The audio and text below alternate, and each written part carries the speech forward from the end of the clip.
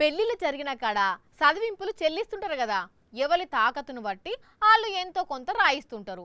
అయితే అట్లా చదివింపులు రాస్తందుకు ఒకరిని పెడతారా? అయితే మరి ఇక్కడ ఏమైందో ఏమో తెలియదు కానీ పిల్లగాడు ఓ బుక్ పట్టిర్రు. మరి ఎవరి చదివింపులు వాళ్ళే స్వయంగా రాసుకుంటుర్రా ఎట్లా?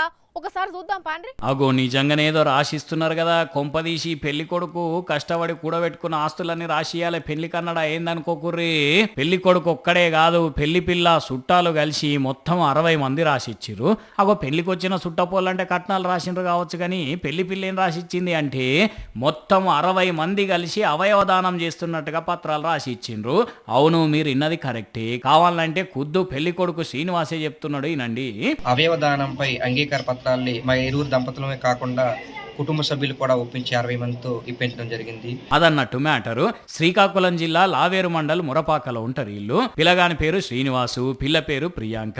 పిల్లగాడు మొదటి నుండి స్వచ్ఛంద కార్యక్రమాలు చేస్తుంటాడట. అట్లా ఇప్పుడు విజయనగరం జిల్లా చీపురుపల్లిలో ఉండే మానవీయత స్వచ్ఛంద సేవా సంస్థ అధ్యక్షుడు బివి గోవిందరాజులకు 60 మంది కలిసి అవయవదానం చేస్తున్నట్టుగా పత్రాలు అందించిర్రు పెళ్లి సందర్భంగా. పెళ్లినాడు ఇట్లాంటి నిర్ణయం తీసుకొని ఇంతమంది కలిసి ఇట్లా అవయవదానం చేస్తే పెళ్లికి వచ్చిన ఇంకొంతమంది కూడా చూసి వాళ్ళలోంచి కొంతమంది అయినా ఇట్లా ముందుకొస్తే అంతకు మించిన సాయం ఇంకేముంటది అంటున్నారు. కానీ నిజంగా గ్రేట్ ఉల్లా ఇల్లు మరి కాదా? మనం పోయిన తర్వాత మన కళ్ళు, మన అవయవాలు వేరే వాళ్ళకు ఉపయోగపడుతున్నాయి అంటే అంతకు మించిన సాయం ఏముంటది చెప్పండి. మొదలు ప్రియాంకోళ్ళ ఇంట్లో ఒప్పుకోలేదట, భయపడ్డారట.